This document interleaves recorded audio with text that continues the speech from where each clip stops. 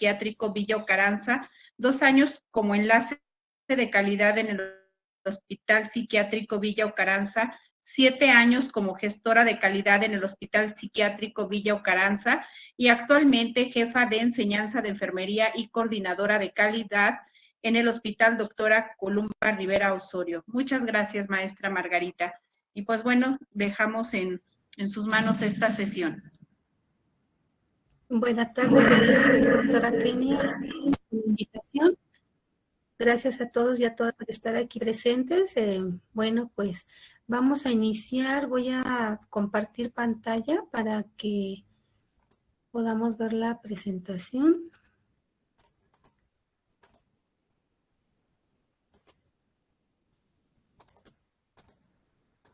¿Sí me pueden habilitar para poder compartir? Sí, maestra. Gracias. Al usuario que nos va a pedir esa atención. Las acciones esenciales para la seguridad del paciente surgieron en el 2017, cuando el Consejo de Salubridad General nos la presenta, las presenta también, las publica en el Diario Oficial de la Federación y nos habla sobre esas acciones basadas en las metas internacionales. Ya sabemos que las metas internacionales son 6.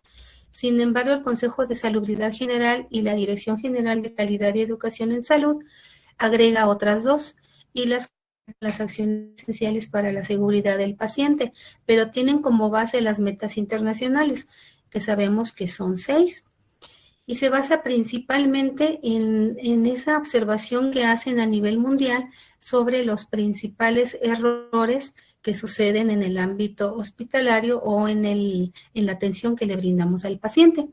Y bueno, pues aquí ya está. El 8 de septiembre del 2017 se publica en el Diario Oficial de la Federación y tiene como marco legal la Constitución Política de los Estados Unidos Mexicanos en su artículo 4, que reconoce el derecho humano, en donde nos dice que toda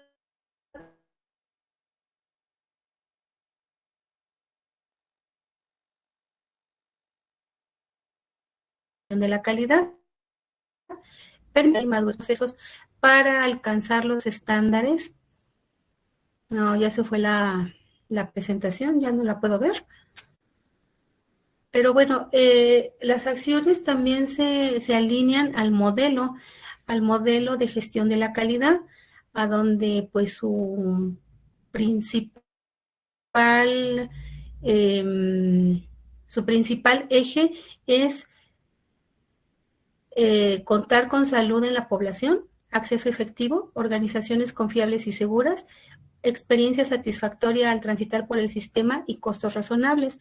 Cuando nosotros ya vamos a certificarnos, después de la acreditación, entramos a un proceso de certificación y tenemos que cumplir con estos 5 resultados que establece el modelo.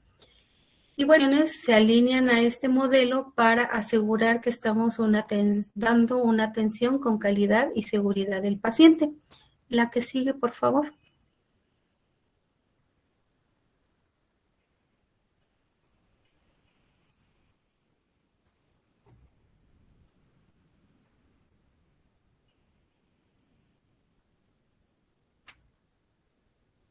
¿Sí me puede pasar la que sigue? ¿Le puedo?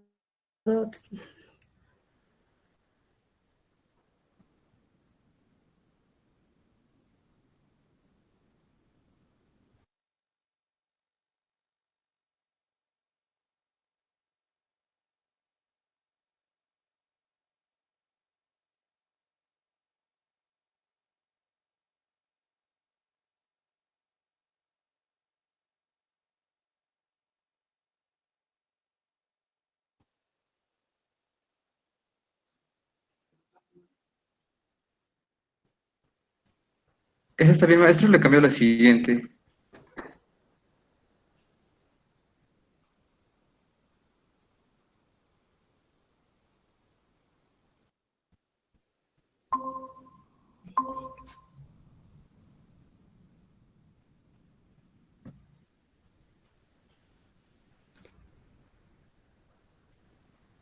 Me voy a conectar con mi celular porque en mi computadora se está perdiendo la señal.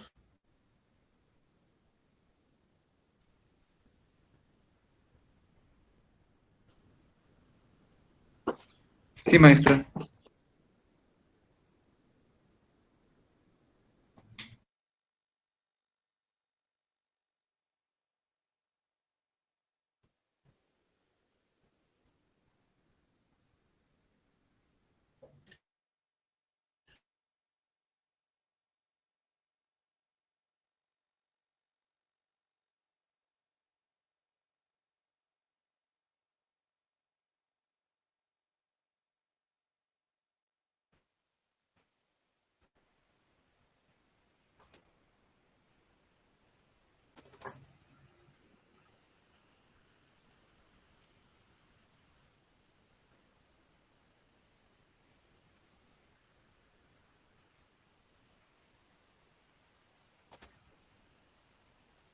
¿Ya me escuchan? Sí, Sí, sí, maestra, sí se escucha. A ver, me voy a conectar con mi celular, pero tampoco puedo. Es que se me está yendo la señal, la verdad no sé si sea ya o sea yo, pero se me está yendo la señal de internet. ¿Sí me puedes regresar a la segunda diapositiva, por favor? Porque ni en mi celular me puedo conectar, me rechaza.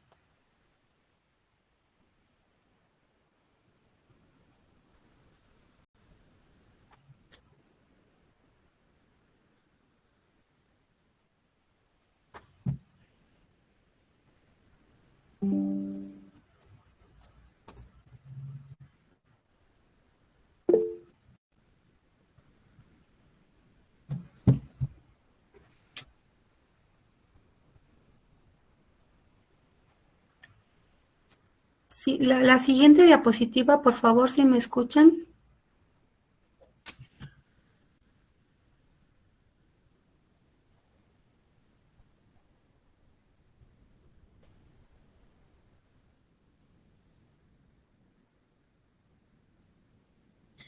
Bueno, como antecedentes tenemos la OMS en el 2004 lanza la Estrategia Mundial para la Seguridad del Paciente, coordina, difunde y acelera la mejora de la seguridad del paciente. La Young Commission establece 6 objetivos internacionales para el paciente. En el 2002, la DGCES o la Dirección General de Calidad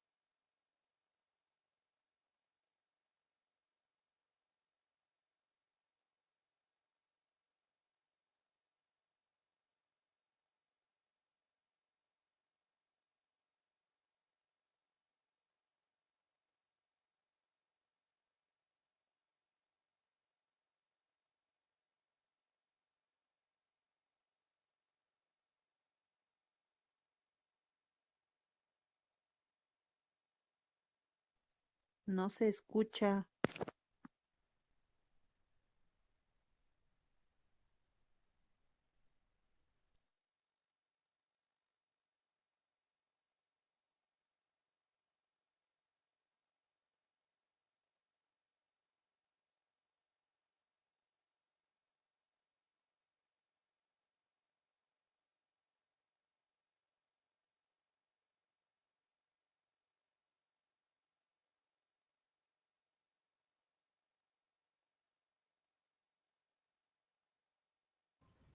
A ver, miren, ya me conecté a mi celular.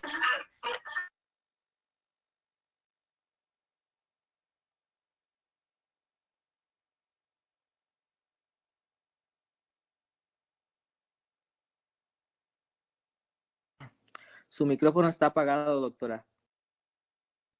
Ay, perdón. Mire, ya me conecté en mi celular porque con la computadora me saca cada rato de la, de la presentación. Una disculpa. Bueno, no sé si me escucharon en esta diapositiva, pero es un resumen de cómo vamos avanzando en temas de calidad a partir de que la OMS identifica que la seguridad del paciente es una prioridad para poder dar una atención segura a ellos. La Young Commission establece los 6 objetivos internacionales para abordar las áreas de mayor problemática en la seguridad de los pacientes. La DGCS, o la de Calidad y Educación en Salud, en el 2002, inicia con el programa de acreditación en la red de establecimientos prestadoras de servicios médicos para primero y segundo nivel con causas, para ya unidades especializadas con el Fondo de Gastos Catastróficos, Seguro Médico Siglo XXI, a donde ya se empieza a hablar sobre mejorar la calidad de atención para accesar a un sistema donde se aseguraba que las unidades estaban dando esa calidad que se pedía. También nos habla que surge la plataforma de registro de eventos adversos. La campaña está en tus manos como parte de esa identificación que estábamos como personal de salud ocasionando enfermedades a nuestros pacientes usuarios a través de nuestras manos. El Consejo de Salubridad General en el 2009 ya también empieza a trabajar durante el 2011, 2009, 2012, 2015 con las acciones, con las metas internacionales para la seguridad del paciente, y hace también ya obligatorio a los hospitales para que se acrediten en unidades de hemodiálisis también, clínicas de atención primaria y centros especializados. La que sigue, por favor.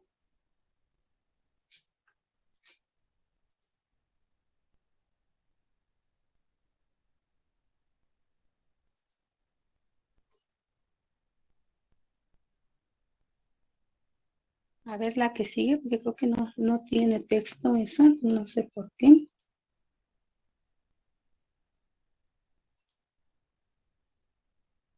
A ver, ¿sí me escuchan? Sí, se escucha bien. Ok, no, yo no puedo ver la pantalla, pero bueno, estoy aquí con mi computadora y me voy a apoyar con ella. Nos dice que la Organización Mundial de la Salud estima que a escala mundial cada año decenas de millones de pacientes sufren lesiones discapacitantes o mueren como consecuencia de prácticas médicas o una atención insegura. Las acciones esenciales surgen del consenso de los equipos multidisciplinarios de expertos, teniendo en mente el derecho de la población a la protección de la salud y la universalización de los servicios de salud de manera equitativa, integral, sustentable, efectiva y de calidad, y en ella se exponen las acciones mínimas de seguridad del paciente a implementarse por los establecimientos de atención médica. Quiere decir que las acciones surgen a través de la necesidad de que en México se dieron cuenta de que era obligatorio ya trabajar con estas acciones basadas en las metas internacionales. Por lo tanto, adoptan las metas, que son 6, y agregan otras 2 y surgen las acciones esenciales, como ya les venía comentando en un principio. Para hablar de seguridad del paciente, entendemos que la seguridad es un conjunto de estructuras o procesos organizacionales que reducen la probabilidad de eventos adversos resultantes de la exposición al sistema de atención médica a lo largo de enfermedades y procedimientos. Quiere decir que la estructura o los procesos deben de garantizar la seguridad a la paciente, a la persona que estamos atendiendo, y evitar los eventos adversos. Más adelante vamos a ver un poquito de los conceptos de lo que son los eventos adversos. La seguridad del paciente es una responsabilidad compartida. Quiere decir que participan los trabajadores de la salud, personal directivo, paciente y familiares, personal de vigilancia y personal administrativo. Todos nosotros estamos obligados a ofrecer un entorno seguro para los pacientes. Es, por ejemplo, decir, el personal de vigilancia, el personal administrativo no participa porque no da una atención directa al paciente, una atención médica. No, el personal administrativo, el personal de vigilancia tiene una parte activa en las unidades de salud, ya que ellos nos ayudan a mejorar la calidad desde que ingresa el paciente, desde que tiene el primer contacto, y nos ayudan a que la calidad percibida de nuestros derechohabientes, de nuestros usuarios, la perciban mejor, que ellos digan, no, sí, están dando buen trato. En ocasiones el principal problema de quejas, pues sabemos que es el trato de ellos. Entonces, el personal de vigilancia, el personal administrativo, ¿cómo participa en la seguridad del paciente? Observando. Por ejemplo, no sé, el piso lo identifican resbaladizo o con algunos hoyitos, ¿no? Que tenga, donde identifican que se puede atorar ahí un zapato o que se puede resbalar una persona, que no tiene estas tiritas antiderrapantes. Ellos nos pueden decir, señorita, ¿qué cree? Yo he identificado el personal de seguridad. Yo he identificado que las personas que entran a esta unidad se resbalan. O yo he identificado que la persona cuando hace el aseo no pone sus señales y es muy peligroso porque se puede la gente caer. Ellos nos pueden observar y también participan de la seguridad del paciente. No necesariamente participa solamente el médico o la enfermera, que damos atención directa con ellos. Y, por ejemplo, pues los que hacen el aseo, también porque tienen que tener esa capacitación para señalizar las áreas donde están trabajando, evitar, no sé, por ejemplo, cuando hay niños, evitar accidentes que tengan, por ejemplo, el cloro en botellas de refresco, y que esto puede ser muy atractivo para ellos y puedan tomar el líquido. En las unidades de primer nivel tenemos que tener cuidado que esto no vaya a pasar. Entonces, no solamente el personal de salud o el personal de directivo participamos todos, y es una responsabilidad compartida. No sé si ustedes puedan ver la siguiente diapositiva, donde viene un esquema a donde nos dicen que todas las organizaciones tienen la obligación de participar en la seguridad. Por ejemplo, no sé si ustedes conozcan el queso suizo. Este es un esquema parecido al queso suizo, a donde se ponen barreras de seguridad. Las barreras de seguridad son aquellas que se colocan para evitar. Ya están viendo aquí el esquema.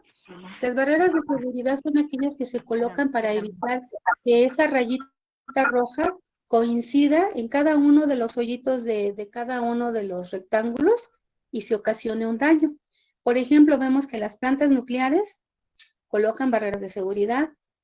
En el sistema de aviación colocan barreras de seguridad. Cuando estamos ya en el control de tráfico, participan múltiples barreras de seguridad. Sin embargo, en salud no colocamos barreras de seguridad. No identificamos a tiempo todos los riesgos que nuestro paciente va transitando y no colocamos esas barreras. Por eso es muy importante que cada uno de nosotros participe observando, desde el personal de intendencia, vigilancia, el médico, la enfermera, el directivo, para que vaya colocando barreras de seguridad y evitar que suceda el error o el accidente. Esta es una comparación conceptual de la seguridad entre el sistema industrial y los sistemas locales de salud. Nosotros estamos hablando de un primer nivel de atención. Sin embargo, cuando hablamos de hospitales, decimos que es más inseguro entrar a un hospital que subirse a un avión. Hay más riesgo de que suceda un accidente para el paciente o para la persona que transita por este sistema. La que sigue. Y bueno, aquí nos esquematiza los 3 grupos de causas de riesgo en los eventos adversos. Y nos dice que participan la conducta humana, el proceso de atención y la estructura. Estos 3 sistemas participan para que suceda un error o para evitar un error. La conducta humana, pues sabemos que somos personas, que tenemos errores y podemos causar indirectamente un evento adverso. El proceso de atención, por ejemplo, falta de protocolos, falta de no usamos guías, no estamos involucrados con los procesos de mejora. La estructura, pues todo lo que implica infraestructura en las unidades y que van a impactar de manera positiva o negativa en la seguridad del paciente. La que sigue, bueno, pues es la carátula del cuadernillo de las acciones esenciales para la seguridad del paciente. Ustedes lo pueden bajar de internet y pues ahí brevemente les puede ir hablando de cada una de ellas por nivel de atención.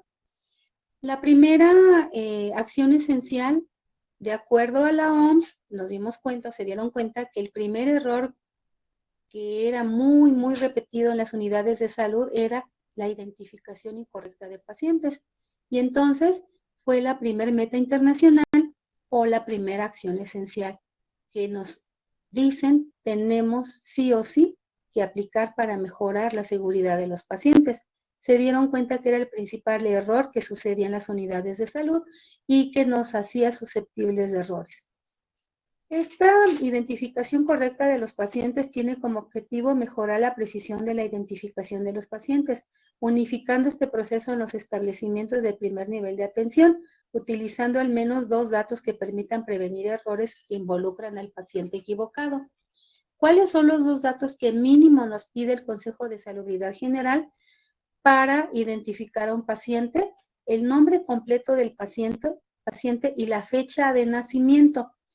Es, por ejemplo, podemos tener un Juan Pérez Hernández y otro Juan Pérez Hernández, pero con diferente fecha de nacimiento. Entonces, aunque seamos un primer nivel de atención, tenemos que usar estos 2 identificadores y todos los que nos pida nuestra unidad. Probablemente nos pidan número de expediente, nos pidan en un hospital número de cama, número de lo que quieran. Pero sí o sí tenemos que identificar a nuestro paciente con su nombre completo y su fecha de nacimiento, inclusive en el primer nivel de atención. Estos deben de ser corroborados de forma obligada y permanente por el personal previo a la realización de procedimientos médico-quirúrgicos, técnicos o administrativos. ¿Qué problema podemos tener con la identificación del paciente hablando de administrativo? Equivocación en el expediente clínico. Ya hemos tenido experiencias con el expediente clínico que no se identifica de manera correcta. Por ejemplo, hace poco en el hospital tuvimos a la mamá y a la hija. La mamá se iba a operar, la hija y la mamá tenían exactamente el mismo nombre. Cuando llega la mamá nos dicen, es que se va a operar la señora y ya dan el nombre. Sacan el expediente a la hora que cotejan, no, pero no coincide. No tiene laboratorios completos, no tiene la valoración preanestésica, no tiene muchas cosas en el expediente. Entonces se dan cuenta que tenían el expediente incorrecto. Afortunadamente, bueno, el personal administrativo se da cuenta, buscan el expediente de la persona que se iba a operar y pues ahí nos podemos dar cuenta que es muy común que surjan este tipo de errores. Yo les dije, si ustedes hubieran identificado tanto el expediente como a la persona con nombre completo y fecha de nacimiento, se hubieran dado cuenta que estábamos hablando de 2 personas diferentes, porque la mamá y la hija se llaman igual, pero obviamente no tienen la misma fecha de nacimiento.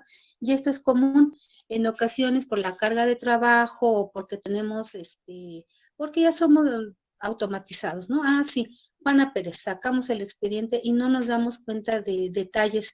Por lo tanto, tenemos que identificar a nuestros pacientes con su nombre completo y con la fecha de nacimiento para evitar errores en la identificación del paciente. También nos dice que todos los documentos que se generan durante el proceso de atención, incluyendo todos los apartados del expediente clínico, recetas médicas, solicitudes de estudios de gabinete y laboratorio, cartilla de vacunación, cartilla nacional de salud, entre otros, deberán de contener el nombre completo del paciente y la fecha de nacimiento. Comprobar los datos de identificación del paciente mínimo en los siguientes casos. Administración de todo tipo de medicamentos, incluyendo las vacunas. Por ejemplo, yo no sé ustedes si lo hagan, yo no veo que cuando vacunan a un niño lo identifiquen con nombre y fecha de nacimiento. Esto es muy común, todavía como que no está esa cultura. Extracción de sangre u otras muestras para análisis clínicos, realizar procedimientos médicos o quirúrgicos, incluyendo toma de biopsias, procedimientos odontológicos, traslados dentro o fuera del establecimiento. El paciente que tenga algún tipo de discapacidad que impida la comunicación, los datos deben de validarse con su acompañante antes de realizar cualquier procedimiento al paciente. Esto sucede con menores de edad o personas con alguna discapacidad intelectual. Tenemos que corroborar aún así los datos. En las unidades de primer nivel, es importante para estos procedimientos que se realice la identificación del paciente con estas características y en estos casos.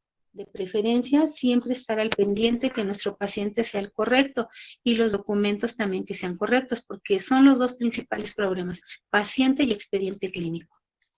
La segunda acción esencial es la comunicación efectiva y nos habla de mejorar la comunicación entre los profesionales de la salud, pacientes y familiares, a fin de obtener información correcta, oportuna y completa durante el proceso de atención y así reducir los errores relacionados con la emisión de indicaciones verbales y o telefónicas mediante la dinámica escuchar, escribir, leer y confirmar.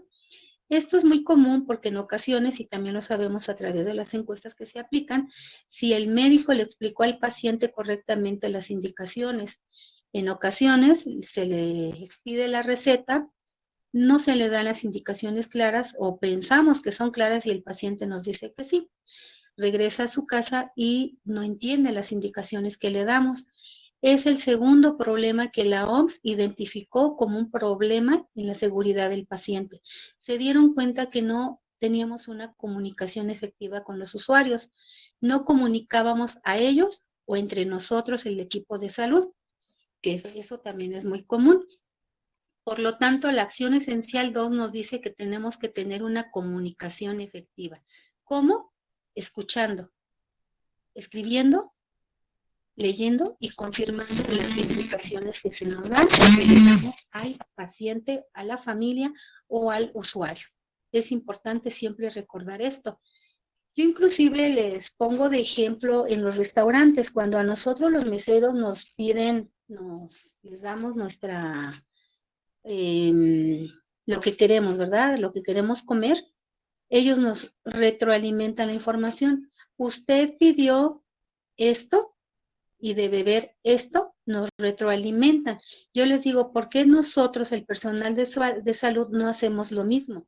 ¿Por qué no les decimos, usted me entendió? A ver, ¿cada cuánto se lo va a tomar? Sí que ellos le regresen la información a su manera, pero que ustedes estén bien seguros que sí entendieron las indicaciones de cómo tomarse el medicamento, de, no sé, por ejemplo, el suero vida oral. Es bien común que le damos, tenga, mire, tiene diarrea, se va a llevar su sobrecito, pero no le decimos que tiene que ser en una jarra de plástico, con una cuchara de plástico, que no va a, si le dura más de 24 horas, que lo tiene que desechar. En ocasiones solo le damos el sobrecito y pensamos que el paciente ya sabe cómo se lo va a tomar, porque incluso yo he escuchado que le dicen, sí sabe cómo se lo va a tomar, ¿verdad? Sí, en 1 litro de agua. Entonces, no sabemos si la persona llega y le pone una cuchara de aluminio, si se lo toma dentro de las 24 horas, si tapa la jarra, si el agua fue agua de garrafón, agua hervida, no le damos esa indicación. Entonces, si algo tan sencillo y a veces no lo comunicamos, pues yo la verdad me quedo con la duda si el paciente se va a saber tomar sus medicamentos ya con alguna situación más particular, que deben ser en la noche, por ejemplo, o en el caso de la insulina, cómo se la deben de aplicar. Y bueno, hablando de insulina, que no es el tema, viene más adelante la otra acción esencial, también es importante porque en ocasiones nosotros conocemos las unidades y le decimos, 3 unidades, 4 unidades, pero de verdad el paciente, el familiar, no identifica lo que son unidades, no le enseñamos a manejar la jeringa. Por eso, es importante tener una comunicación efectiva. Ya en el equipo de salud, lo mismo. Si por alguna situación el médico le da una indicación a la enfermera que implica tener esta dinámica de escuchar, escribir, leer y confirmar, siempre el médico debe de decirle, a ver señorita, si repítame la indicación que le di. Ya la enfermera le tendría que decir, le voy a dar una tableta de captopril de 25 miligramos, vía oral. Ajá, el médico le queda claro que la enfermera le va a dar una tableta de captopril, vía oral, 25 miligramos, por ejemplo, ¿no? Esa es la razón por la cual la OMS nos pide que tengamos esa acción esencial o esa meta internacional bien presente para que podamos nosotros asegurar la calidad y la seguridad de nuestros pacientes. Y bueno, aquí nos habla ya lo que les comentaba de las prescripciones médicas y de las anotaciones en documentos que forman parte del expediente clínico, como son indicaciones médicas o cualquier documento relacionado con la atención del paciente, tanto manuscritos o en medios electrónicos. Deberán de redactarse de la siguiente forma: letra legible, colocar siempre un espacio entre el nombre completo del medicamento con la sustancia activa, la dosis y las unidades de dosificación. En aquellos medicamentos que tengan la terminación OL, como Atenol o Metronidazol, se deberá de mantener un espacio visible entre este y la dosis, ya que puede prestarse a confusión. En ocasiones podemos confundir la O y la L por un 0 y por un 1. Entonces siempre hay que tener cuidado de que entre estas indicaciones haya un espacio para que no surja un error en la escritura de las indicaciones. Es importante también, y bueno, esto también la norma 004 nos dice que la letra debe de ser legible. Probablemente para nosotros sea muy clara, pero para el paciente, para la familia no lo puede ser. Y entonces volvemos a regresarnos a la acción esencial 2. Cuando le expedimos la receta, las indicaciones al usuario, a la familia, vamos a tratar que ellos nos retroalimenten esa indicación para que cuando él se vaya yo esté bien segura que sí se va a su casa con las indicaciones correctas. Cuando la dosis es un número entero, nunca debe de escribirse un punto decimal y un 0 a la derecha del número entero, porque también podemos, no sé, podemos ser objeto de que el paciente tenga una confusión entre estas cifras. Por ejemplo, si nosotros le ponemos al número entero un punto decimal y un 0, puede decir en lugar de 1, puede entender que dice 100. Cuando la dosis es menor a un número entero, siempre se debe de colocar un 0 previo al punto decimal, seguido del número de la dosis. Es importante tener mucho cuidado con estas cantidades, siempre puntualizar, por ejemplo, 0.25. Ajá, 0.25. Por ejemplo, en el caso de lo que es el alprazolam, les quiero comentar una situación que no hace mucho se vivió de una paciente que tenía indicado alprazolam 0.25, la mitad de la tableta. En la noche llega la enfermera, pues no hay esa tableta con ese gramaje, solo había de 2 miligramos y le da la tableta completa. Al otro día, pues obviamente la paciente estaba sedada, sufre una caída, vamos a identificar el evento adverso y vamos a hacer el análisis causa-raíz y nos damos cuenta pues que la causa fue un error justamente en estas interpretaciones de dosis. Era 0.25 y pues dijo 0.25. Pues como que el 5 no le hizo mucho ruido y le da la tableta completa. De haber dicho, bueno, pues de 2 a 2.5 no sube mucho y le dio la tableta completa. Entonces le dio muchísimo la dosis de lo que realmente le correspondía. Es muy común que estos errores surjan en este tipo de indicaciones. Cuando la dosis es un número superior a 1000, siempre debe utilizar comas para separar millares.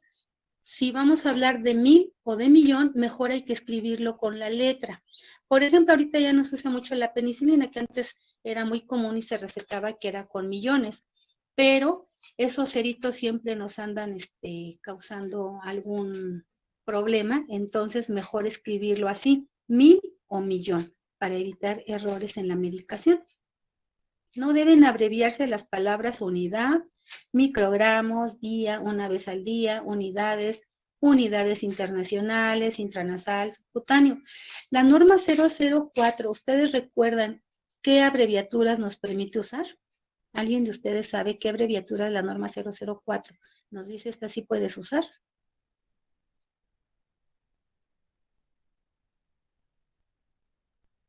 Alguien que me ayude y me diga la norma 004, qué abreviaturas nos permite usar.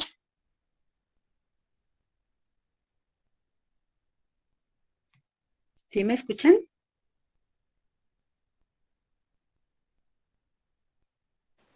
Sí, maestra, sí se escucha. Gracias. ¿Alguien me puede ayudar? La norma 004, ¿qué abreviaturas nos permite usar en el expediente clínico o en las recetas, en todo lo que es documentación para el paciente?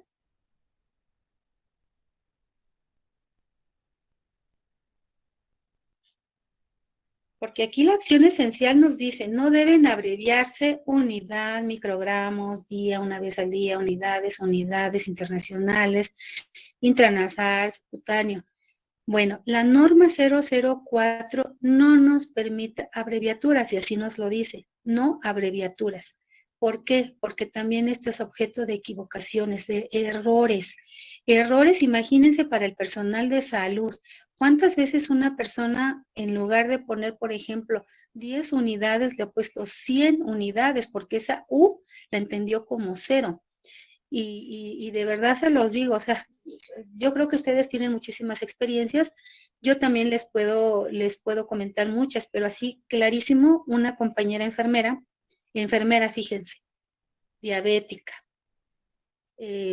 su hija enfermera le aplica, pues igual pensando que eran 10 unidades, bueno, eran 10 unidades lo indicado, y le aplica 100 unidades, porque ella pensó que la U era un 0. Llega al ISSSTE, pues ya con nada de glucosa, ella estuvo bastantes semanas, como 4 o 5 semanas, pues ya en coma, ella fallece. O sea, imagínense, estoy hablando de ambas enfermeras, la hija y la mamá, una compañera. Entonces, imagínense una persona que de momento la diagnostican, es diabética, no está acostumbrada a usar insulinas, va con la vecina, lleva la receta, pues le dice, pues sí, creo que es un cerito más, y le pone más insulina. Entonces estamos participando en estos errores que se pueden evitar, por eso la acción esencial nos dice, no uses abreviaturas. Por eso la norma 004 nos dice, no uses abreviaturas, no las debemos de usar. Mejor escribir un poquito más, pero sí garantizar que nuestro paciente no lo vamos a hacer objeto de un daño. Y lo mismo, me regreso, retroalimentar la información. Cuando le expedimos la receta, cuando le dan la receta, ya sea el médico o la enfermera igual le puede decir, a ver, ¿usted entendió bien? ¿Sí le entiende bien aquí lo que dice? Enseñarle a usar, por ejemplo, la jeringa de insulina. Mire, esta es una unidad, estas son 2 unidades, 3 unidades. No sé, todo esto es parte de la seguridad del paciente. La verdad, hay veces pensamos que esto no pasa, pero pasa y muy seguido. Para la notificación de valores críticos de laboratorio, patología y estudios de gabinete se deberá de contar un procedimiento para comunicar los resultados críticos a los pacientes. La referencia y o contrarreferencia del paciente la debe elaborar un médico del establecimiento y debe de contener nombre completo del paciente, fecha de nacimiento, copia del resumen clínico que contenga motivo del envío, diagnóstico y tratamiento aplicado. Si ustedes revisan la norma, coincide esto con lo mismo que nos pide la norma, la 004. Generalmente ya las unidades de salud, sobre todo las públicas, ya vienen con los formatos ya vienen con nombre y fecha de nacimiento y los datos que nos pide la norma 004. Realmente ya nada más es llenar esos formatos con los datos que nos pide, pero sí no brincarnos la fecha de nacimiento. Los datos de identificación del establecimiento que envía y del establecimiento receptor, pues eso también ya viene en el mismo formato, fecha y hora que fue referido y en la que se recibió el paciente, nombre completo y firma de quien envía y de quien lo recibe, disponer de un directorio de unidades a las que se pueden enviar los pacientes y que debe de contener el tipo de pacientes que recibe, requisitos y nombre del contacto. Secretaría de Salud, yo, bueno, tengo esta escuela como gestora de calidad, teníamos el comité de referencia y contrarreferencia y pues estaba trabajando muy bien en esta parte de referencia de pacientes y contrarreferencia. Por ejemplo, Villa Ocaranza, que recibe pacientes de primer nivel de atención, pues estábamos trabajando con ustedes y ustedes ya saben qué si se envía, qué no se envía, cómo se envía y los formatos me queda claro que no hay ningún problema porque son ya unos machotes que han pasado por varios procesos ya y han pasado la prueba de calidad y que contienen todo esto que nos pide la norma y la acción esencial. Realmente creo que en esto no habría mayor problema. Y nada más para recordarles, nunca se olviden de esta dinámica de trabajo. El receptor escucha atentamente la indicación. El otro receptor escribe en papel o en medio electrónico la indicación o la información. El otro receptor da lectura a la indicación o el resultado del análisis y el emisor confirma que lo que el receptor ha notado y leído es exacto. Por ejemplo, ya les decía de cuando nosotros le damos indicaciones al paciente o el médico nos da indicaciones a nosotros las enfermeras o viceversa. Siempre tenemos que confirmar esa indicación, siempre tenemos que retroalimentar y acordarse del ejemplo que les pongo en los restaurantes. Siempre decirles, usted me dijo esto, cuando se va antes de que se vaya el paciente, hay que aplicar esa dinámica. A ver, dígame cómo se va a tomar el medicamento y el paciente nos tiene que decir, este medicamento me lo voy a tomar en la mañana antes del desayuno, este medicamento en la noche antes de dormir. Digo, es un lenguaje claro para ellos, un poquito más sencillo, pero tenemos que asegurarnos que el paciente se va a su casa con las indicaciones bien claras y que no tengamos algún error en la medicación en el domicilio. La siguiente acción esencial es la seguridad en el proceso de medicación, que va muy de la mano también con el tema anterior. Y nos dice que el objetivo es fortalecer las acciones relacionadas con el almacenamiento, prescripción, transcripción, dispensación y administración de los medicamentos para prevenir errores que pueden dañar a los pacientes. Ya comentábamos hace rato en la comunicación efectiva que uno de los principales errores en el primer nivel puede ser el proceso de medicación, porque pues los familiares, el paciente no está tan familiarizado con el nombre del medicamento, con la dosis y tenemos que ser muy claros en esta parte. En el almacenamiento, pues ya nosotros sabemos también que, y lo sé también porque he visitado algunas unidades de primer nivel, que los medicamentos se semaforizan de acuerdo a la fecha de caducidad, pero también se deben de semaforizar de acuerdo al riesgo de estos medicamentos. Por ejemplo, ¿qué medicamentos usamos en el primer nivel de atención? Pues las insulinas. Las insulinas es un medicamento de alto riesgo.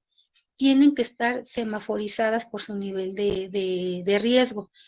No es lo mismo que tengamos, por ejemplo, en el refrigerador, no, si en primer nivel, que puede ser una insulina, ¿qué otro medicamento está en el refrigerador en primer nivel? Pues creo que nada más en el primer nivel, no, bueno, obviamente las vacunas, pero ese ya es otro proceso. Deben de estar bien identificados porque igual hay de insulinas a insulinas. No es lo mismo una insulina NPH que una insulina de acción rápida, por ejemplo.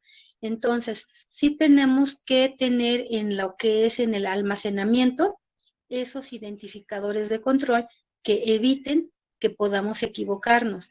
Imagínense que en lugar de darle una insulina NPH, una insulina, le demos una rápida, pues obviamente que el paciente va a tener eventos adversos.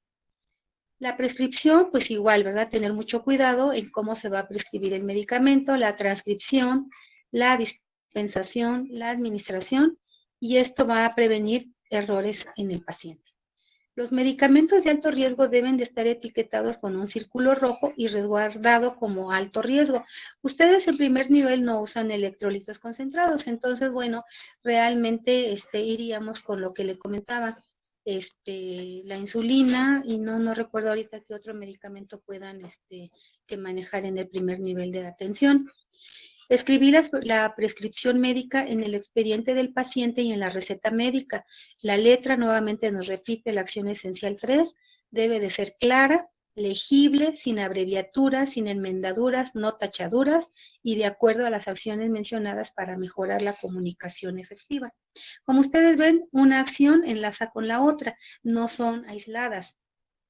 La receta debe de contener impreso el nombre y domicilio del establecimiento, nombre completo, número de cédula profesional y firma autógrafa de quien prescribe, médico u odontólogo, fecha de elaboración, nombre completo del paciente, fecha de nacimiento, nombre genérico del medicamento, dosis y presentación del medicamento, frecuencia y vía de administración. También yo sé que las recetas ya son un formato que ya manejan a nivel estatal y no hay mucho problema porque solo hay que estar llenando los espacios. Sin embargo, muy importante, la letra debe de ser clara, muy legible y evitar tachaduras. También el tratamiento, la receta debe de tener duración del tratamiento, indicaciones completas y claras para su administración, no debe de tener correcciones que pudieran confundir al personal, paciente o farmacéutico. No se debe utilizar abreviaturas, lo que ya les comentaba hace un momento, en dosis, diagnósticos o indicaciones. Evitar abreviaturas. Preguntar al paciente la presencia de alergias antes de la administración de algún medicamento. Las barreras de seguridad implantadas deberán de realizarse en todo el proceso de medicación, haciendo énfasis en los subprocesos de prescripción y almacenamiento.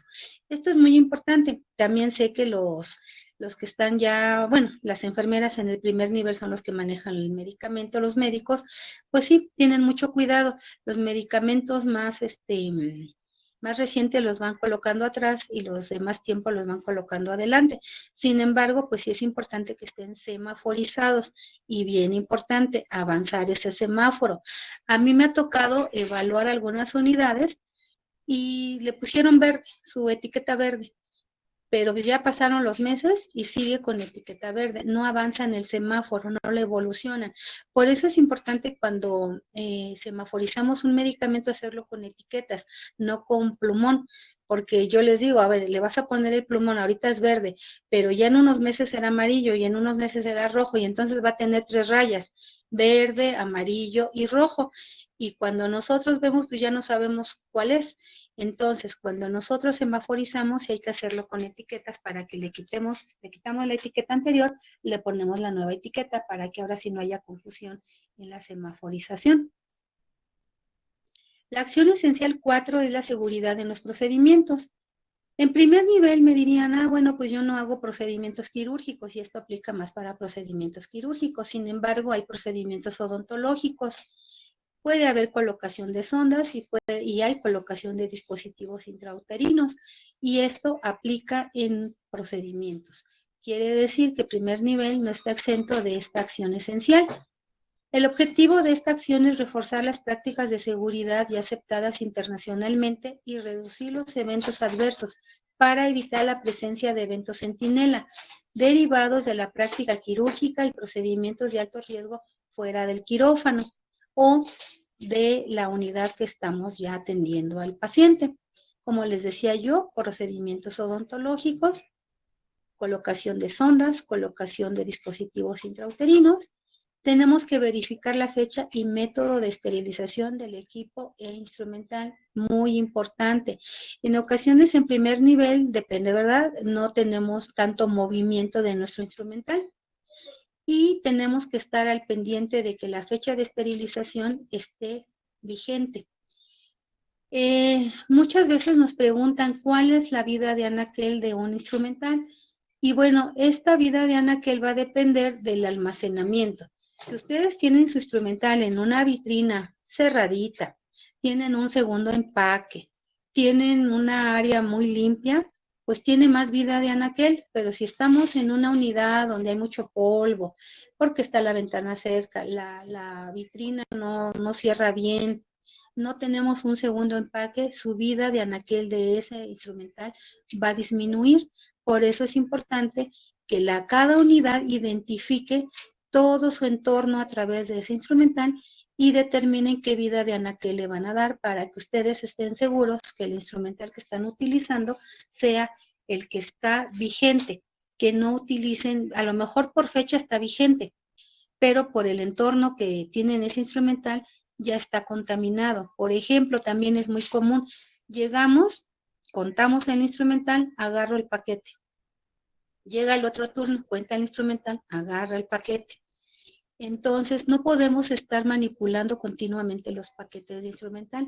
Tenemos siempre que evitar manipularlos. Por eso es muy importante tenerlos en un segundo empaque. ¿Cuál es el segundo empaque? Una bolsa plástica. Una bolsa plástica porque eso me permite ver que tengo adentro la fecha y todo y no estar manipulando la bolsa de grado médico.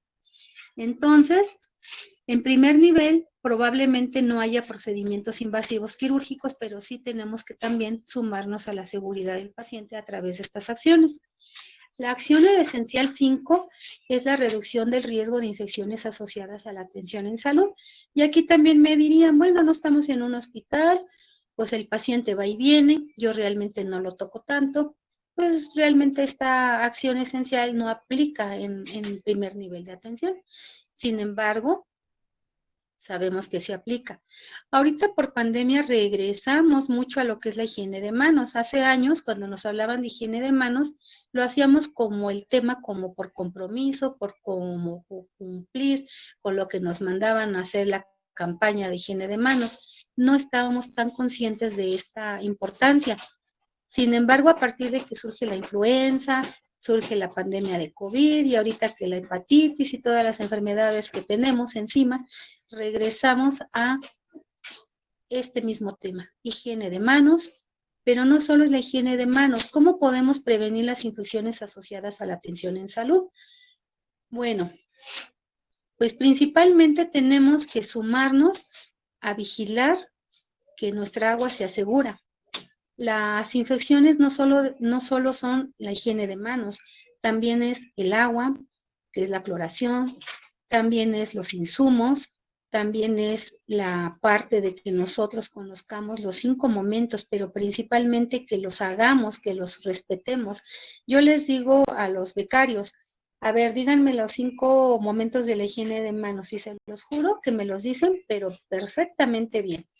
Yo les digo, a ver, díganme cuáles son los para proteger al paciente y cuáles son para proteger al personal de salud, me los dicen.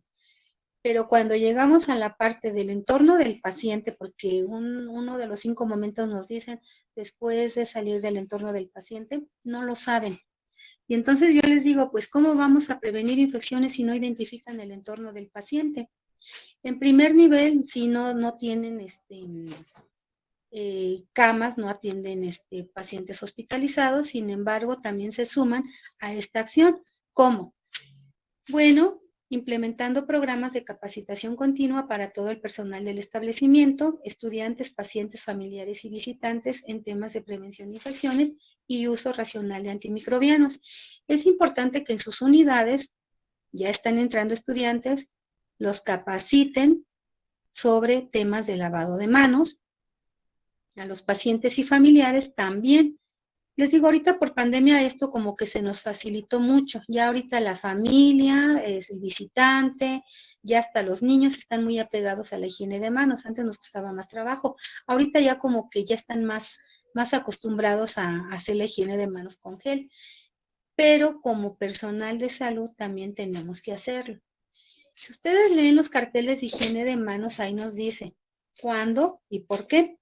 Por ejemplo, yo les digo, ¿cuántas veces te tienes que hacer higiene de manos con gel para poderte lavar las manos? Y me dicen los estudiantes o el personal becario, pues 5 veces. 5 veces voy a tomar signos vitales y ya me voy a lavar las manos. Otros dicen, no, 7 veces. No, otros no. Cada que toque yo a un paciente me voy a lavar las manos tomo signos, me lavo las manos, tomo signos. Pues no, no pudiéramos hacer eso por los tiempos. Nos recomiendan, por ejemplo, tomar signos vitales, higiene de manos con gel. Signos vitales, higiene de manos con gel. Signos vitales, higiene de manos con gel. Y me tengo que lavar las manos. La otra indicación siempre va a ser cuando estén visiblemente sucias. Nuestras manos, si están visiblemente sucias, voy a lavarme las manos. Les decía yo, por ejemplo, llega un paciente, tiene una herida, yo no le veo la herida, toco sangre. Pero me acabo de lavar las manos. No me voy a lavar las manos porque me toca hasta la tercera vez. Entonces no lo voy a hacer, me tengo que lavar las manos. Las indicaciones para la higiene de manos son muy precisas, visiblemente sucias y en procedimientos invasivos lo tengo que hacer, la higiene de manos. También es importante asegurar el abasto y mantenimiento del material y el equipo necesario para la higiene de manos. Antes también nos costaba mucho trabajo a las unidades tener los insumos. Yo me acuerdo que esto se empezó a mejorar cuando salió la estrategia multimodal de la higiene de manos, a donde nos decía que nosotros tenemos que estar concientizados, pero no solamente nosotros, sino nuestros directivos. Nos mandaban a llamar siempre a los gestores. Los gestores van para adelante. Higiene de manos, higiene de manos. Y cuando íbamos a los servicios, nos decía el personal, a mí no me vengas a preguntar de la higiene de manos porque no tenemos sanitas, no tenemos gel, no tenemos, hay veces, ni agua. Entonces, cuando empezaron a llamar a todas estas reuniones a los directivos, empezó a mejorar mucho esta parte. Los insumos empezaron a llegar porque los administradores, los directivos, el director se dio cuenta que si nosotros no teníamos los insumos, pues las infecciones iban a aumentar. Y si hablamos de costos, pues las infecciones aumentan muchísimo los costos a nivel hospitalario, porque una persona que se va a recuperar en 3 días y que se infecta, se va a recuperar a lo mejor en una semana o en un mes. Entonces, cuando empezaron a llamar a los directivos, a los administradores, mejoró mucho esta parte del abasto de insumos. Igual por pandemia, pues igual, ¿verdad? Se dijo, los insumos no deben de faltar y se empezó a mejorar esta parte. Lo que les comentaba, asegurar la calidad del agua. Muchas veces pensamos que el agua es segura, pero tenemos que, los que tienen algún cargo directivo, tienen que vigilar que el agua esté clorada, que tenga los niveles de cloración óptima. No sé, ¿verdad? En las unidades de primer nivel, cómo hagan este proceso, pero sí tienen que asegurar, deben de llevar bitácoras que aseguren la calidad del agua y que podamos ofrecer unas manos limpias de verdad, no solo que me lave las manos, sino que el agua se asegura. Realizar la higiene de manos durante los 5 momentos propuestos por la OMS y de acuerdo a las técnicas establecidas. Les comentaba yo, la técnica sin problema el personal se la sabe muy bien. Muy bien. Los 5 momentos es lo que todavía nos está fallando. Yo también les digo a los becarios, observen ustedes al personal de salud, sean observadores y vean cuántas oportunidades, cuántas omisiones tienen en la atención al paciente. Por ejemplo, los médicos, ¿verdad? Ven a un paciente, se lavan las manos, pero no sé, hacen alguna otra actividad y no se lavan las manos, o la enfermera. Tenemos siempre que tener los 5 momentos presentes, no solo en la mente, sino aplicarlos, hacer un alto, desinfección o lavado de manos. Entonces, lo que más nos está pegando en este momento es que no aplicamos los 5 momentos de higiene de manos y tenemos que recordarlos, pero también respetarlos y aplicarlos. Otra cosa que nos recomienda para prevenir infecciones es mantener las uñas cortas y limpias, que esto también se hace casi obligatorio para el personal médico y de enfermería. Sin embargo, el personal administrativo también debería de hacerlo. Por ejemplo, trabajo social, bien común. Dicen, yo no estoy en contacto con el paciente, yo no toco pacientes y traen sus uñas bien bonitas, pero dentro del personal de salud está trabajo social. Tienen también que traer sus uñas cortitas y sin esmalte y obviamente limpias. Evitar anillos o pulseras durante la jornada laboral. Esto pues ya lo sabemos que no debemos de portar anillos, sobre todo porque dentro o adentro de estos anillos pues no hay higiene, entonces estamos teniendo fomites ahí en las manos. Proporcionar educación a pacientes y familiares. Esto es muy importante, nos piden que haya un programa de higiene de manos, no solo para el personal de salud, sino para los pacientes y los familiares, que los familiares tengan esa cultura de lavarse las manos y los pacientes también. En el primer nivel no es tan común, pero por ejemplo nosotros en el segundo nivel, yo les digo, llega el familiar directamente con el paciente, le da la mano, le ayuda a comer y no se lava las manos. Entonces ahorita estamos trabajando mucho en esta parte, concientizar a la familia para que se lave las manos antes de tocar a su paciente o que le proporcione el alimento, pero previo a las manos limpias tanto del familiar o del paciente. Capacitación al personal clínico, no clínico, información, subrogado, voluntariado y visitantes. Difundir material alusivo a la higiene de manos en las diferentes áreas del establecimiento. Dicho material debe de ser visible para el personal, pacientes y familiares. Para el personal, acuérdense que cada lavabo debe de contar con sus 2 carteles, el de higiene de manos y el de los 5 momentos. Incluso el de los 5 momentos ya existe para el paciente ambulatorio, para el paciente en vacunas, para el paciente en ambulancia, para el paciente en unidad odontológica. Todos esos carteles se descargan de la página de la OMS y los podemos colocar en los diferentes lugares donde aplique. Para baños de pacientes o lavabos que usa pacientes, los carteles se recomiendan que sean los cartelitos para familiares, que no sean para el personal de salud. Entonces, yo me supongo que ustedes ya les hicieron esa observación también y ayudar a la familia, al paciente, a que se sepa lavar las manos, orientarlos, educarlos y ver que tengan ese apego a la higiene de manos. Realizar supervisiones periódicas para verificar la adherencia del personal de salud a las prácticas recomendadas de higiene de manos. Pues esto generalmente lo hace el gestor de calidad, el enlace de calidad o su directivo que tengan en la jurisdicción. La acción esencial 6 es la reducción de riesgo de daño al paciente por causa de caídas. Y también esto pudiéramos pensar que aplica más para segundo nivel. Sin embargo, ya les decía que en ocasiones las caídas no solo son del segundo nivel, también en el primer nivel tenemos ese tipo de accidentes. Y quien más nos ayuda ahí es el personal de vigilancia, el personal de intendencia, porque ellos son los que están ahí como que viendo, observando, y nos dice, ¿sabe qué? Aquí está resbaloso, este escalón no se ve, este escalón no tiene el mismo tamaño que el otro, no sé, ellos nos ayudan mucho para este tipo de situaciones, y en el primer nivel también tenemos que identificar los riesgos.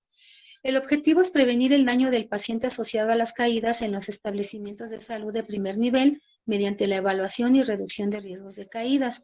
¿Qué tenemos que hacer?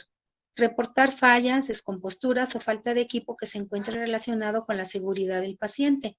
En caso de que el paciente sufra una caída, se debe de registrar y notificar inmediatamente siguiendo el protocolo institucional para el reporte de eventos adversos. Yo quiero pensar que sus unidades reportan los eventos adversos para que se suba a la plataforma de eventos adversos. Y bueno, principalmente, ¿qué tenemos que hacer? Identificar los riesgos. Después que los identificamos, tenemos que notificarlos. Después que los notificamos, tenemos que supervisar que se corrijan o aquellas barreras de seguridad que ya les ponía en la diapositiva anterior, a donde vienen diferentes rectángulos y cada uno de ellos es una barrita, una barrera de seguridad. Nosotros tenemos que identificar cada riesgo y poner barrera de seguridad. Riesgo, barrera de seguridad. Riesgo, barrera de seguridad. Pero muy importante, también con el paciente tenemos que informarle el riesgo de caídas o al familiar. Acuden con nosotros personas con problemas visuales o con problemas de alguna situación de auditivo. Tenemos que explicarle a su familiar que tiene un alto riesgo de caídas, no solo ahí en nuestra unidad, sino también en su casa. Tenemos que contar incluso con una silla de ruedas para movilizar al paciente, no sé, de su unidad de transporte a la unidad y ver que esta silla sea funcional, que funcione su su freno, que corra perfectamente las llantas. Si no la tenemos, pues igual identificar con el paciente que va en silla de ruedas si esa silla no representa un riesgo para ellos. Designar un responsable que verifique que no existen factores de riesgos de caídas en los pacientes en el entorno arquitectónico, lo que ya les comentaba. Por ejemplo, los pisos deben de estar secos y colocar señalizaciones cuando el suelo esté mojado. Eso pues también es una barrera de seguridad. Los baños, si lo pide para acreditación, deben de contar con barreras de sujeción. Las escaleras o rampas deben de contar con material antiderrapante. Las escaleras deben de tener escalones a la misma altura. Todas las áreas de atención al paciente deben de contar con una adecuada iluminación. Eso pues es importante que lo identifiquemos con tiempo para que podamos ir viendo y haciendo las gestiones. La acción esencial 7 es el registro y análisis de eventos centinela, eventos adversos y cuasifallas. El objetivo es generar información sobre las cuasifallas, eventos adversos y centinelas mediante una herramienta de registro que permite el análisis y fortalezca la toma de decisiones. No sé si ustedes reporten eventos adversos o si en la jurisdicción los están reportando. Pero bueno, esta plataforma también ya es obligatoria para todas las unidades de salud y hay un formato que se baja de la misma plataforma, yo se las doy impreso al personal y lo van llenando, realmente es muy fácil de llenar. Ya una vez que nos lo entregan, lo subimos a la plataforma y la misma plataforma nos va graficando, nos va haciendo como todo lo que queramos saber, quién reporta más, en dónde suceden los eventos adversos, todo lo que queramos saber nos grafica la misma plataforma. Esta es la plataforma de eventos adversos y cuando la abrimos nos recuerda que toda infección asociada a la atención en salud es un evento adverso. Para todas las unidades, todas las infecciones que están relacionadas con el ambiente hospitalario es un evento adverso. Entonces, cuando nosotros ingresamos a esta plataforma, pues tenemos que subir una carta compromiso, una minuta donde el director se compromete con el gestor de calidad a reportar estos eventos adversos, no sé, cada que sea necesario, o por lo menos registrar el número de egresos para poder reportar. Y rápidamente nada más recordarles que un evento adverso es un incidente que produce daño a un paciente y no necesariamente es un error médico, sino puede ser una falla del sistema de atención. ¿Qué es una cuasifalla? Es un evento o acto inseguro que potencialmente puede producir un daño que ha sido evitado por intervención oportuna o casualidad. La cuasifalla es cuando está a punto de ocasionar un evento adverso, pero no pasa, nada más se queda en eso. Pudo pasar, pero no pasó. Cuando sucede esto, también hay que hacer un análisis del por qué. El evento centinela, sí es aquel que causa pérdida permanente de la función o un órgano, muerte, secuela física o psicológica. Y el evento centinela, pues es ya lo más grave que le puede pasar a un paciente y aquí se tiene que hacer un análisis causa-raíz. De esto no les voy a hablar mucho porque seguramente van a tener o ya tuvieron temas muy específicos de eventos adversos. La acción esencial 8, la cultura de seguridad del paciente, tiene como objetivo medir la cultura de seguridad en el ámbito hospitalario con el propósito de favorecer la toma de decisiones para establecer acciones de mejora continua. La cultura de seguridad es una encuesta que nos envía la Dirección General de Calidad y Educación en Salud y pues nos la envía, el personal la contesta, los resultados nos los regresa a los gestores de calidad y nos dice que tenemos que trabajar en las áreas de oportunidad. Principalmente al personal le pregunta todo lo que percibe de la infraestructura, del ambiente, de todo lo que hacemos en la unidad para preservar la seguridad del paciente, no solo para el paciente, sino también para el personal de salud, porque acuérdense que la seguridad del paciente implica también el personal de salud. Puntos importantes a considerar en la reducción de riesgos: saber y reconocer que podemos cometer errores y tenemos que notificarlos, que en las instrucciones pueden comprenderse mal, que los procedimientos de rutina transforman en automático algunos actos que no pueden serlo. Tenemos que supervisar tareas. que las pequeñas costumbres reiteradas como lavarse las manos son mucho más que eso, es cuestión de actitud. Y eso aplica mucho por lo que yo les decía, hay veces no tenemos los insumos completos y la gente se resiste y dice, a mí no me vengas a preguntar higiene de manos porque no hay. Sí, no hay insumos probablemente, pero tú te tienes que saber lavar las manos. Eso no implica que tú no te aprendas la técnica y que no conozcas los 5 momentos. Eso realmente es cuestión de actitud. Que la presión y la urgencia obligan a ganar tiempo, pero no en pasos fundamentales. Comunicar al interior del equipo con otros equipos, con pacientes y familiares. Siempre tenemos que tener presente al paciente y a la familia, porque acuérdense que el eje principal de nuestra atención es el paciente y la familia, y todas las acciones esenciales giran alrededor de ellos. Y también recordar que ahora, por ejemplo, la Red Nacional por la Seguridad del Paciente tiene a los pacientes y familiares muy informados. Ya hay pacientes que nos dicen, a mí no me vas a tocar si no te lavas las manos. Esto pues realmente lo saben por las redes sociales, lo saben porque ya hay muchísimo en internet sobre los eventos adversos, sobre los eventos centinela, y el paciente y la familia está muy informada. Entonces, nosotros como trabajadores de la salud o administrativos incluso tenemos el compromiso de trabajar por la seguridad del paciente. Siempre tenemos que tener en mente que la seguridad de ellos también es nuestra seguridad, porque hay veces pensamos, bueno, es el paciente, pero no, el paciente y nosotros también estamos inmersos en estos temas. Si un paciente, imagínense, llega enfermo, como pasó con COVID, y yo no me cuido, pues me llevaba la enfermedad y por eso hubo muchísimos muertos. Entonces, esto es cuestión de actitud. Tenemos que entender que no es la seguridad nada más del paciente, sino también de nosotros como trabajadores, concientizar a la familia, concientizar al paciente, concientizar a nuestros becarios que están ya llegando a las unidades de salud, al personal de vigilancia, al personal de intendencia, a nuestros directivos, a los administradores, todos somos parte de la seguridad del paciente. Y bueno, pues una disculpa, realmente tuve problemas con mi compu, no me aceptaba la presentación y pues creo que fui un poco no tan sincronizada con los diapositivas, pero no sé si tengan algún comentario, alguna pregunta.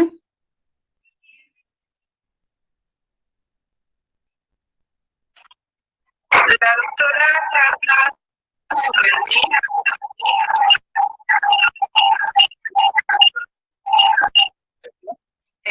hace la pregunta que en aquellos pacientes frágiles, en especial geriátricos para la exploración clínica, cuando el familiar o la persona tiene dificultad para apoyar al paciente a subir a la mesa de exploración, ¿podrá justificarse la revisión en silla de ruedas o sentado? Bueno, ahí sabemos que es un problema muy particular y se puede dar, pero bueno, no sé, si vamos a explorar abdomen, yo no sé si el médico le facilite esa posición.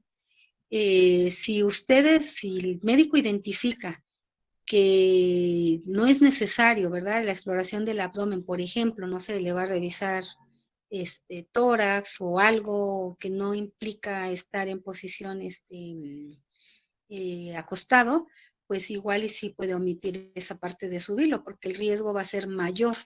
Pero eso sí el médico tendría que valorar si le va a explorar abdomen o necesariamente tendría que estar acostado, pues igual de apoyarse de algunas personas para colocarlo en el chest-lom. Si no, pues yo no le veo la necesidad de subirlo en chest-lom y exponerlo a una caída o alguna lesión en la piel.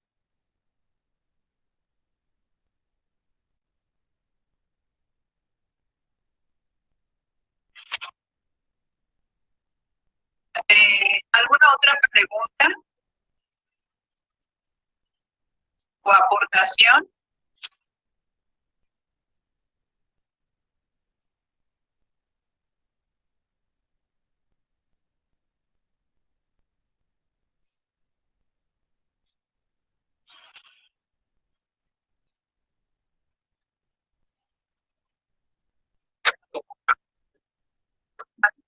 No, ministra, gracias. Ok. Bueno, maestra, no hay ninguna otra pregunta. Pues a nombre de mi jefa jurisdiccional, la doctora María Antonieta Muñoz Godínez, le damos las gracias. Y bueno, en breve le haremos llegar su reconocimiento por su participación con el tema de acciones esenciales para la seguridad.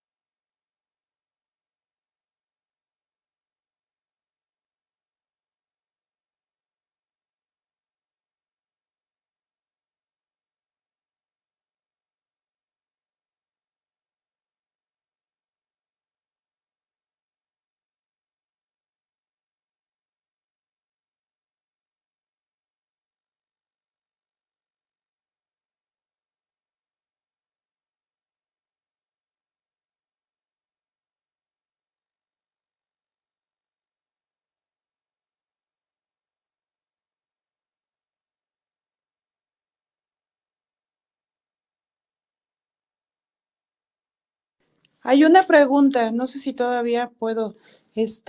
Los exámenes post, ¿cuándo los envían o cómo es? Porque igual ayer ingresamos y nada más hicimos el pre, pero ya no hicimos el post.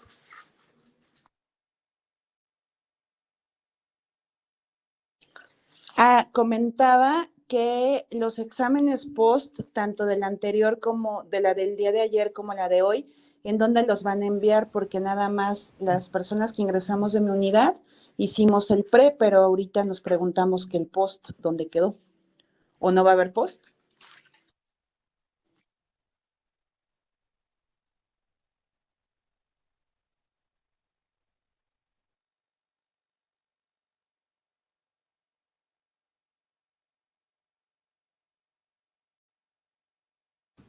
Bueno, buenas tardes, noches a todos. Gracias por estar presentes y el tiempo que se esperaron.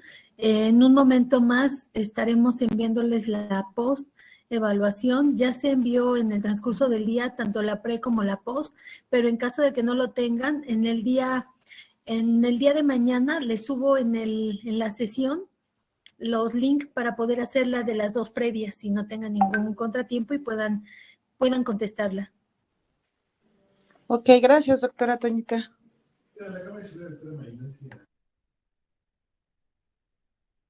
Doctora Marinanzi la acaba de subir. Gracias a todos, que tengan una excelente tarde, noche y nos vemos mañana.